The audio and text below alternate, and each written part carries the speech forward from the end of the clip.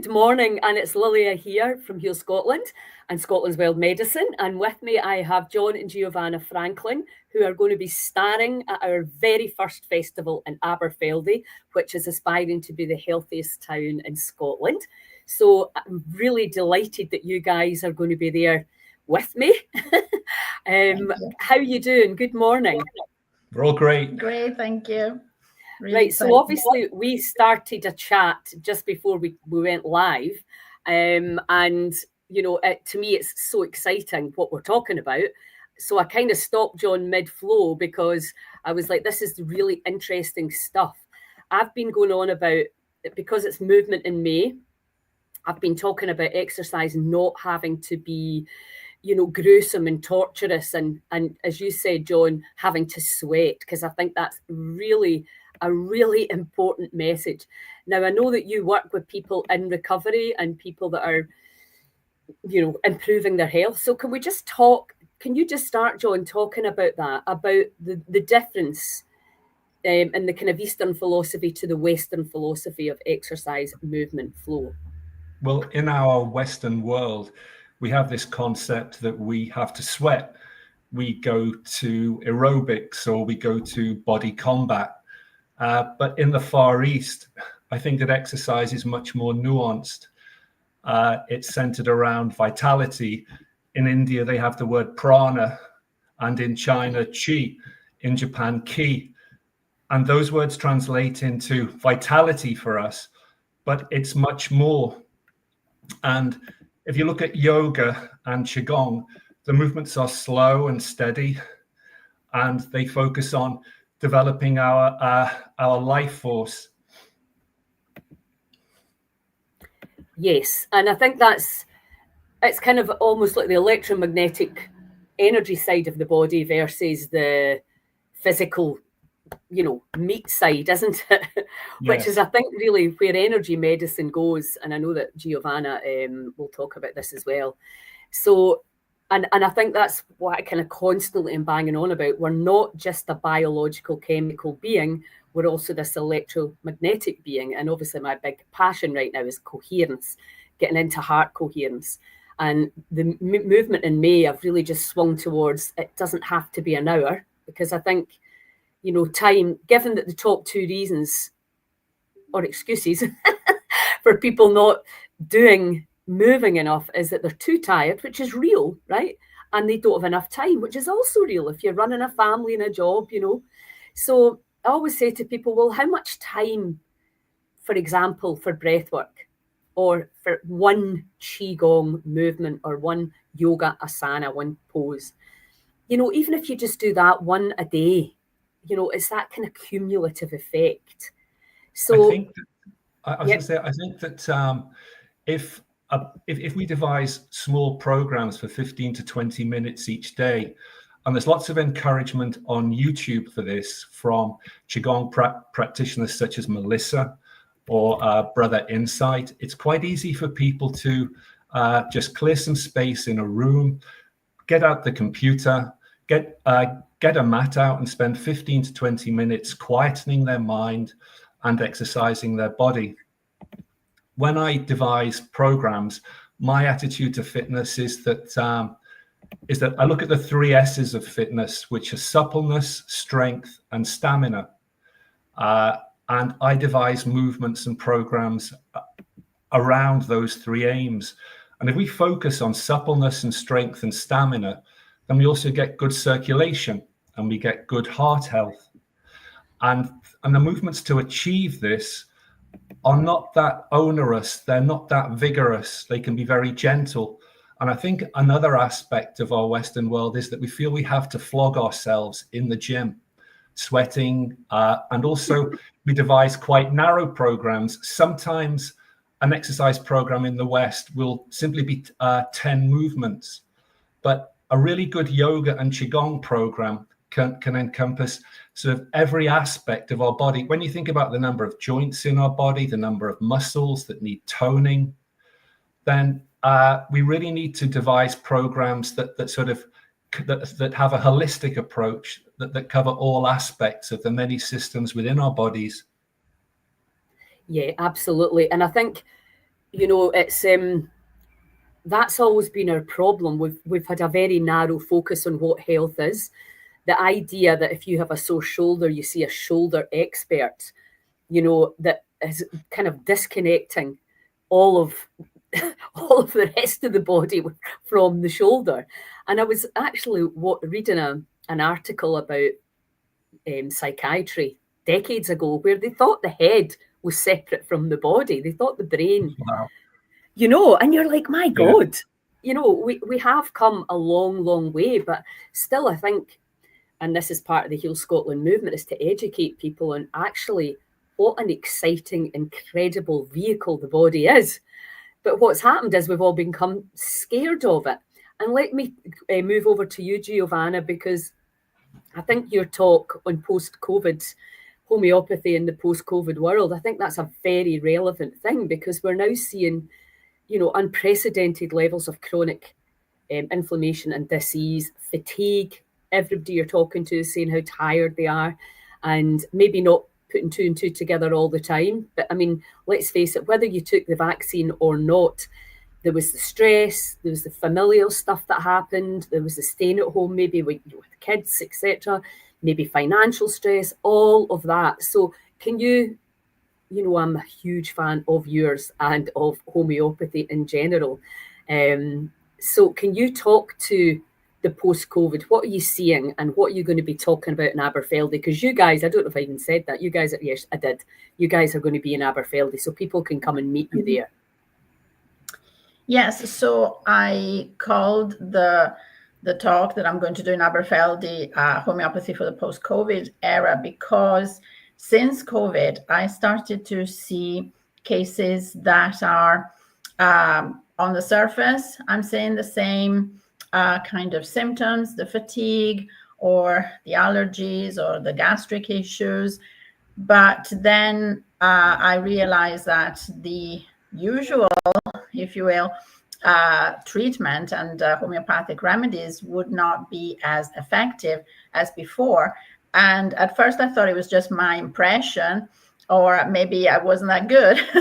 But then, talking to other homeopaths, we've all concluded that, it's a completely different scenario.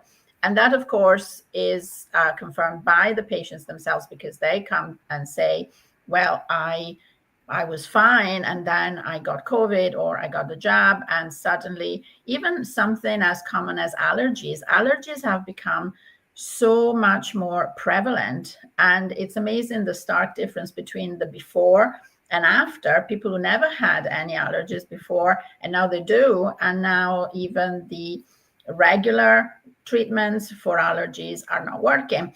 And so we started to look more into this. And of course, it's not just from the homeopathic point of view, but I'm sure that the medical sector, I mean, the traditional medical, the conventional medicine, there are so many more people going in with heart conditions, with fatigue, with gastric issues. But of course, the medical side of things says, well, okay, hey ho, we don't actually care. Here's your thing to, suppress, to deal with the symptoms, and away you go.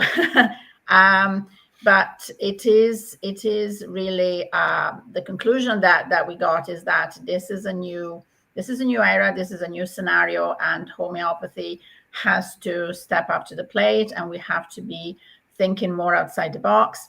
And if you remember last year, we did this thing for homeopathy and long COVID, and the study with Vanessa Morgan, the homeopath from the US.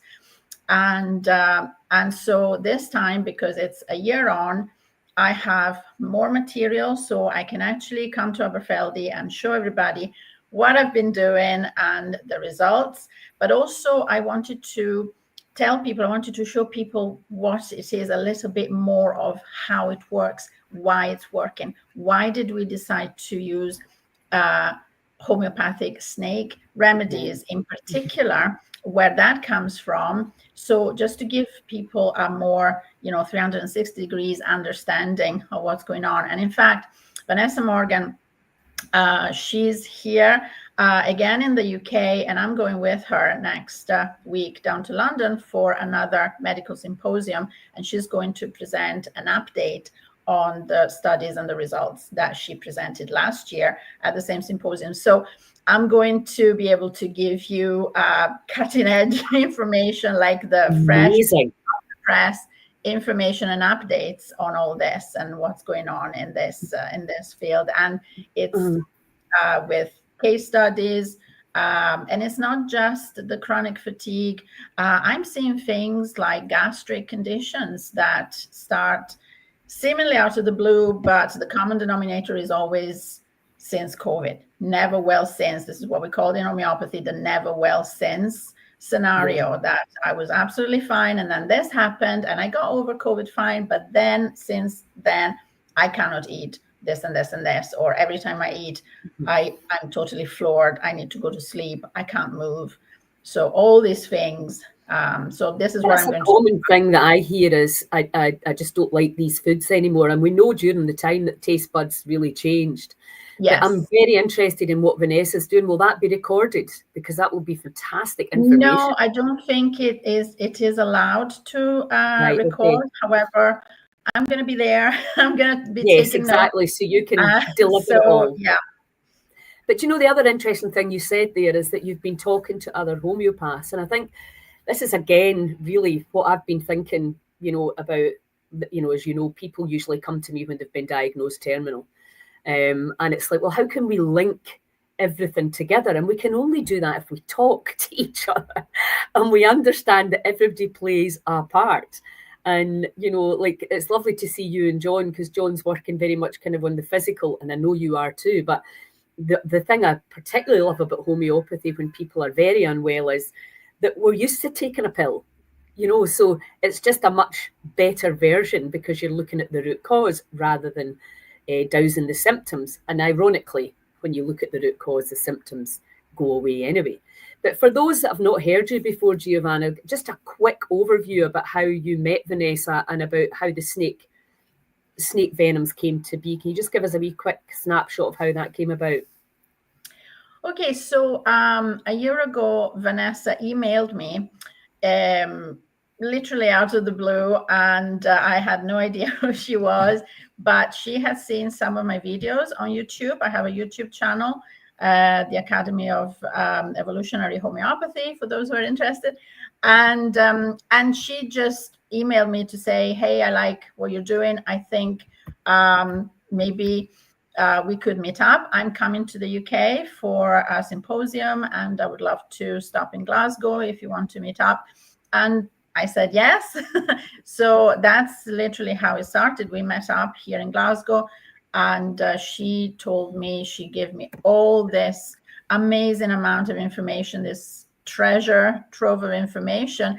And she said, I really want to share this with like-minded people and use it. And so she gave me permission to share with everybody and to start using these amazing remedies that we've had in homeopathy, that we have known as homeopaths for 200 years at least. But like I said, it's a new era, it's a new scenario. And so we had to start using the same remedies, but in a different way and for different things. And so that's how it started. And then, of course, I told her about Heal Scotland. And that's how I introduced her to you. And I think the videos are still floating about from last year. YouTube took the video down, as it took the MMS video down, but I have it on our Spotify podcast, so people can still get it. And I've got a recording of it. I think I sent you a recording too. So really fascinating that what they were finding was in the blood and the urine of people vaxxed and unvaxxed was these snake-like venom peptides, wasn't it? Yeah. Yes. And she, as somebody who lives in Arizona or near there, she thought, well, we use these anti-venoms, and then started to get quite incredible results. And I'd like to talk about that as well. You know, like, same for you, John, what you're doing. I mean, I think, you know, back in the day when I was young and enthusiastic and completely naive, you want to be cured. You just want to be like perfect. And now you're kind of like, well, if I could have a little bit more energy, a little bit more flexibility, feel a little bit less anxious. You know, most people are just looking for incremental improvements, and then they'll feel better, because I think we've been so terrified about, you're going to die if you don't do this. People are terrified about their bodies. We're rolling up for tests completely well, getting a prognosis, and next thing, our lives are devastated. So do you, and obviously what you guys do, and we always bang on about, is we have to give the body time to respond.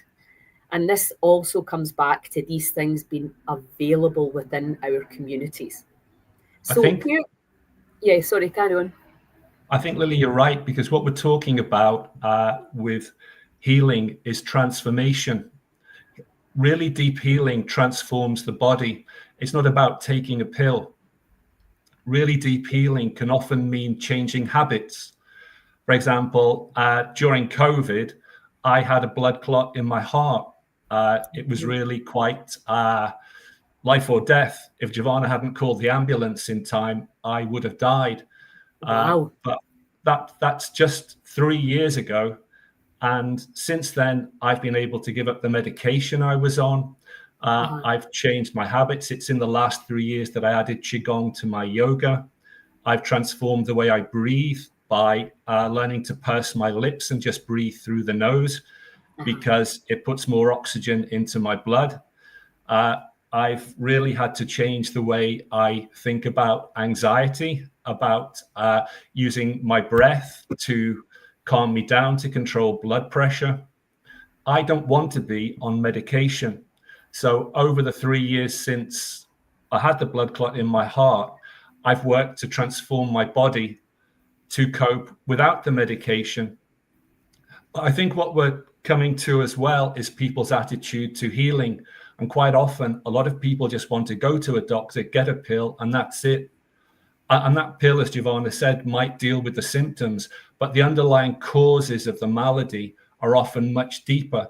It's in our lifestyles, and we really need to look at the ultra-processed foods that we eat.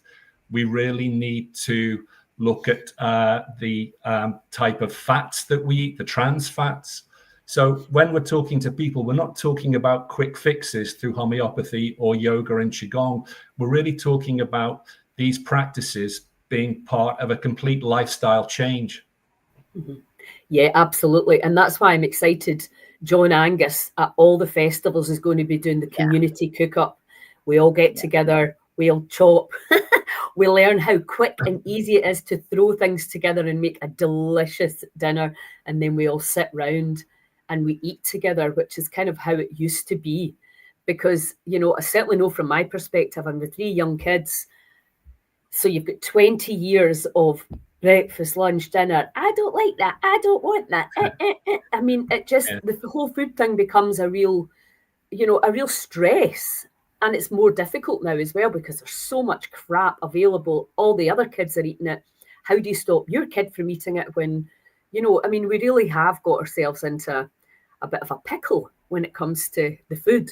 But ultimately as well, we also know it's about having very strong communities where we look after each other. And I think that's kind of where I'm going with Heal Scotland, because banging on about nutrition, Steve and Jane at the Good Food Project are providing a phenomenal service. And that's something I want to focus on a lot more, where we all the Scottish people band together and we buy our organic food from the same place, and that brings the price way down.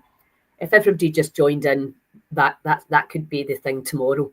So the quality of the food, because we need to stop thinking that it's not cool. Oh, are you one of them? You know, one of these hippies. It's not a hippie thing.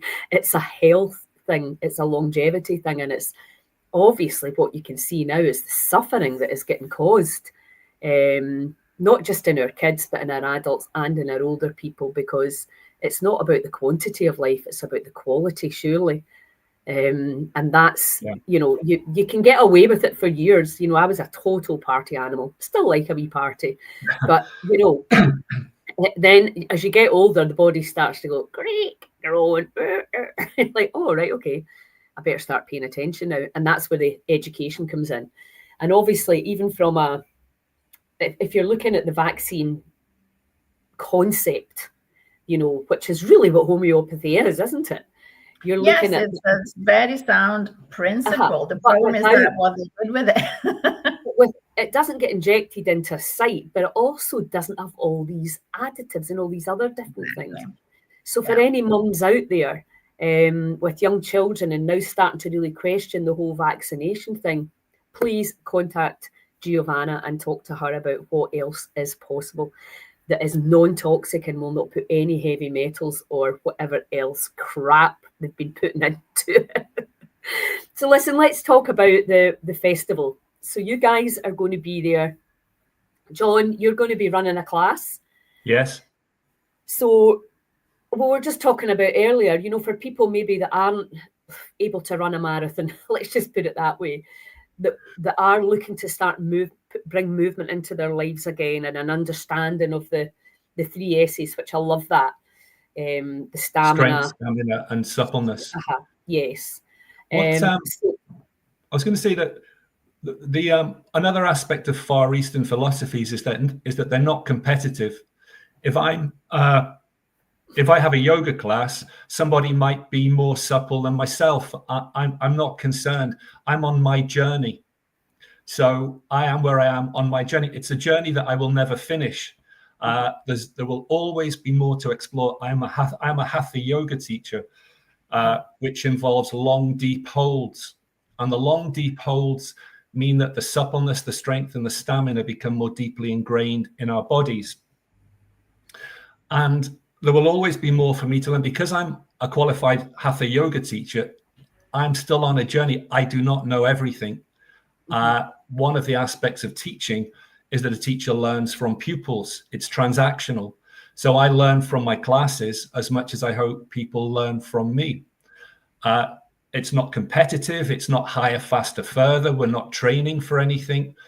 We all have strengths and weaknesses in our bodies, and some of the weaknesses in our bodies we're not even aware of. I was diagnosed with spondylolisthesis in my 20s, which is a hole in one of the arches of my spine. I didn't know about that, but I find that yoga and qigong help me compensate around that weakness in my spine, and it's never given me any trouble. So when people practice yoga, it teaches people to listen to their bodies. Where are the creaks and the groans? Where's the strength? And we might go to body combat or aerobics, but we have to practice yoga. We have to practice qigong, and practice involves certain mental steps. For example, when we come to a pose, we have to recall previous knowledge on this pose. Our body might have improved since, so we might notice that we are stretching further or our strength is greater. After practicing a pose, we reflect on it, we think about it, and that reflection might give us new insights. And I always feel that Far Eastern disciplines like yoga and qigong and the martial arts are actually learning to learn. It's all about learning. It's about improving memory. We have to remember the pose. We have to remember the different aspects of it. Also, what I haven't mentioned too is balance. Yes. The ability to balance deteriorates as we age. And yet what research has found is that the ability to physically balance is very much bound up with mental equilibrium. If you can balance, balancing requires such strong concentration, strong focus. It's really good for sharpening our minds. And that focus and concentration calms our minds. So in our post-COVID era, and in an era where there are probably more reasons to be anxious than perhaps ever before, that kind of mental equilibrium and focus can really feed through into calmness and tranquility. I was just going to return to what we were saying about exercise. I was reading a book recently on giving up statins, and this doctor came up with a great expression. He said, you can't outrun a poor diet. If you have a poor diet, it doesn't matter how much jogging you do, aerobics, body combat, or yoga or anything. If you have a poor diet, it'll catch up with you. So it's no good thinking that you can eat rubbish and exercise it away. It just doesn't work. Yeah, and that's it. That's the thing. I mean, the body's incredible. You can get away with it for a while, but then eventually it's in the post, isn't it? The issues that are going to happen, because eventually it catches up with you. And I mean, I've always said that I would much rather change my diet than have to go out and run off any fat, because it's very difficult to run off fat. It's very easy just to adjust your macros and it shrinks itself. But again, that's an education thing for people to really understand. So we could go on and on about that. But anyway, so that's great. So you're going to be doing a class, John, and Giovanna, you're going to be doing a talk. And then obviously you work online as well, don't you? So people can message you. And what's the best way to contact you? Email info at email address? Info at homeopathyheal.co.uk. Info at heal homeopathy heal. Info at homeopathy heal. Yes. .co.uk. Right, okay. homeopathyheal.co.uk. There you go. So that's in there now too. I put your website on the link so people can get you there, and also you're on Facebook, etc., aren't you? Well, listen, thank you so much, and thanks so much for going to be at our very first festival in Aberfeldy. I'm going to go there on Saturday to see the venue and to see the town. It's a long time. I've driven through it before, but and to see where we can get in the water and all that cool stuff. Yes, it looks beautiful. Yeah, it's an absolutely stunning town. So that whole area is gorgeous. So thanks so much for your time this morning, and I look forward. I'll see you then, if not before.